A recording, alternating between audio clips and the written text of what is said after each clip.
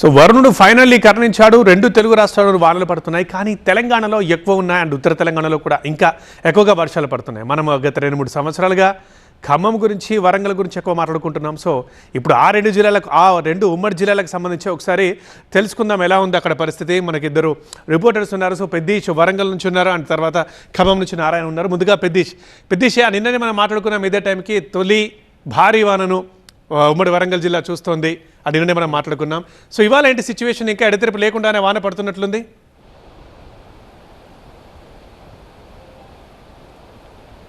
ఈ ఏడాది వర్షాకాలంలో ఏకదాటిగా 2 రోజుల పాటు వర్షం కురవడం మాత్రం ఇదే ప్రథమం. సో కుండపోత వర్షాల నేపథ్యంలో అనేక వాగులు ఉప్పొంగి ప్రవహిస్తున్నాయి. అత్యంత ప్రమాదకరంగా రహదారులపై నుండి వాగులు ఉప్పొంగి ప్రవహిస్తున్న నేపథ్యంలో పలు గ్రామాల మధ్య రాకపోకలు పూర్తిగా స్తంభించిపోయాయి. ముఖ్యంగా మేడారంకు వెళ్ళే రహదారి, అటు భూపాలపల్లి మీద నుంచి కాటారం నుంచి వచ్చే రహదారి పైన మహాదేవ్పూర్ కాటారం మధ్య పెద్ద వాగు ఉప్పొంగి ప్రవహిస్తుంటే 22 గ్రామాల మధ్య రాకపోకలు స్తంభించిపోయాయి. ఇంకొక వైపు జంపన్న వాగు ఉధృతంగా ప్రవహిస్తుంది. ఈ నేపథ్యంలో నిన్న భక్తులను తీసుకొచ్చినటువంటి ఒక క్యాబ్ డ్రైవర్ తిమ్మయ్య అనే క్యాబ్ డ్రైవర్ కూడా జంపన్న వాగులో గల్లంతయ్యాడు. ఇప్పటివరకు ఆయన ఆచూకీ లభ్యం కాలేదు. సో ఆయన కోసం గాలింపు చర్యలు కొనసాగుతాయి. ఇంకోవైపు గోదావరికి కూడా వరద ప్రవాహం పెరుగుతుంది. జంపన్న వాగు ఉధృతంగా ప్రవహిస్తుంది. ఇటు జలపాతాలు, ముఖ్యంగా బొగత జలపాతాలు మహోగ్ర రూపం దాల్చాయి. జలపాతాలకు వరద పోటెత్తిన నేపథ్యంలో ఎగువ ప్రాంతాలకు కురుస్తున్నటువంటి వర్షాల నేపథ్యంలో వరద పోటెత్తింది. ఈ నేపథ్యంలోనే జలపాతాల సందర్శనకు పూర్తిగా క్లోజ్ చేసి ఎవరిని కూడా లోపలికి అనుమతించడం లేదు.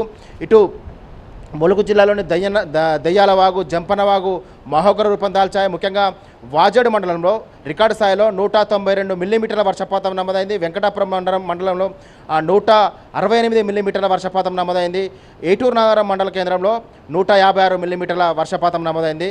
ఇంకోవైపు మేడిగడ్డ బ్యారేజ్ వద్ద ఎగువ నుంచి వస్తున్నటువంటి వాటర్ నేపథ్యంలో మొత్తం మేడిగడ్డ బ్యారేజ్ వద్ద 81,060 క్యూసెక్ల వాటర్ ఇన్ఫ్లో కొనసాగుతుంటే అవుట్ఫ్లో కూడా 81,060 క్యూసెక్ల వాటర్ దిగువకు విడుదల చేస్తున్నారు. ఇకపోతే దేవాదుల ఇంటెక్ వెల్ వద్ద ప్రస్తుతం 76 మీటర్ల మేర కొనసాగుతుంది. సో దేవాదుల ఇంటెక్ వెల్ వద్ద నుంచి 9 మోటార్లు ఆన్ చేసే వాటర్ అంతా లిఫ్ట్ చేస్తున్నారు. మనం చూస్తున్నటువంటి ఈ వాటర్ అంతా కూడా దేవాదుల ఇంటెక్ వెల్ వద్ద వస్తున్న ఇంటెక్ వెల్ వద్ద ఆ మోటార్లు ఆన్ చేసిన నేపథ్యంలో అక్కడ చూస్తున్నటువంటి వరద, ఆ వరద అంతా కూడా ఇప్పుడు ప్రస్తుతం ధర్మసాగర్ రిజర్వాయర్కు చేరుకుంటుంది. మొత్తం ఎడతెరిపి లేకుండా కురుస్తున్న వర్షాల నేపథ్యంలో అటు చాలా వరకు జనజీవనం స్తంభించిపోయినటువంటి పరిస్థితి కనిపిస్తుంది. ముఖ్యంగా తెలంగాణ, ఛత్తీస్గఢ్ 2 రాష్ట్రాల మధ్య చీకుపల్లి వద్ద డైవర్షన్ రోడ్డు, ఇసుకబాగు వద్ద డైవర్షన్ రోడ్డు తెగిపోయిన నేపథ్యంలో అక్కడ 2 రాష్ట్రాల మధ్య ప్రస్తుతం రాకపోకలు కూడా పూర్తిగా స్తంభించిపోయినటువంటి పరిస్థితి కనిపిస్తుంది.